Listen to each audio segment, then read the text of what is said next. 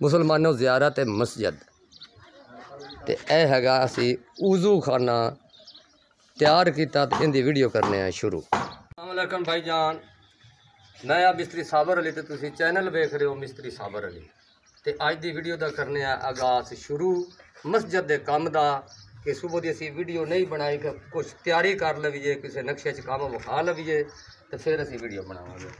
तो यह जी असी टूटियां का काम मुकम्मल कर रहे हैं। उज़ू खाना यह उज़ू खाना बन रहा है, असी तैयारी अज की जी। यह थल्लों असी शुरू होए हैं, इत्थे दो रदे होर लगणगे यानी कि एक इत्थे साडा पैप लग जाएगा जिंदे नाल टूटियां जिहड़ियां ना वो फिक्स हो जांदियां ने।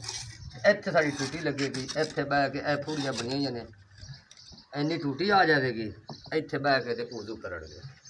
ते एक स्टैप रह गया है, ये मैं कर लवां तैयार। इत्थे चार स्टैप बने ने, चार बंदे उज़ू कर सकते हैं क्योंकि छोटा जिहा पिंड है ते लोगों के आपो आपके घर भी पानी का इस्तेमाल है। जे चलो इत्थे भी होना चाहिए कोई नमाजी अगे पिछे आके ते नमाज पढ़ सकते।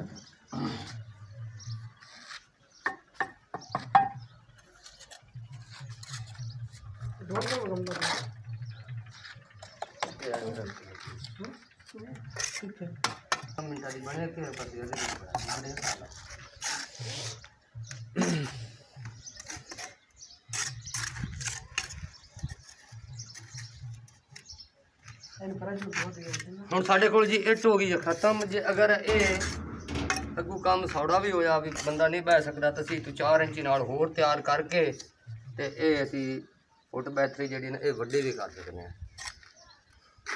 ते भाईजान असीं इत्थे उज़ू पानी उज़ू करनगे तो पानी आवेगा बाहर, इंज साडा जी पैप आ जाएगा। यह मतलब साडा पैप आ गया, और सामने साढ़े पैप पे ने। असीं इत्थों सीधी लेंथ पावांगे, सीधी इस बाथ दे विचों लंघा के इंज करके असीं दीवार दे विचों पार कर देवांगे तो बाहर हैगा तलाब, ये उत्थे पानी जाएगा बाहर, हौदी भी बनेगी। दोस्तों अगे इत्थे बाथ नहीं बनया क्योंकि जिन्होंने नमाजियां ने आना ना सकंजा करके तो फिर ही उज़ू हो सकता है, पहले तो नहीं ना हो सकता। ये बख्तू कह रहा कि असीं इहदे ते टैंकी भी लवावांगे यह बाथ तैयार करके। तो यह आ गया जी साडा पानी फर्श का मस्जिद का, यह मस्जिद का पानी इहदे विचों आवेगा तो इत्थे असीं पैप ला देवांगे, कैमरे वाला गया उत्थे असीं पैप ला देवांगे। बाकी यह असीं बनाई है जी बाहरली जगह जिथे असीं जुत्तियां लैके टुर सकने हैं।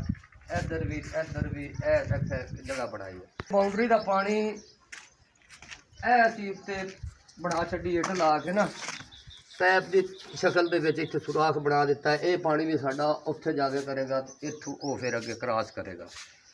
इहदे थल्ले साडे कोल इट खत्म हो गई है, एक रदा एक बंद असीं ला के या 3 रदे लग जावणगे। इत्थां कि असीं बाहरला पिछों स्टैप लैके आवांगे जो प्लस्तर किया, जो साडे कोल इट आ गई एक स्टैप होर पा के तो चलो कोई बुढ़ा बंदा भी जो आसानी नाल उत्ते चढ़ के तो उज़ू कर सके।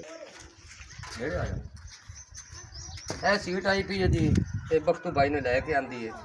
तो यह बैंड आए पे ने, यह लोटा आया पाया, यह 2 पैप आ गए, यानी कि सारा समान उन्हें बाहर का जोड़ा ना सारा समान बाहर का जोड़ा ना उन्हें सानू दे दिता तैयार।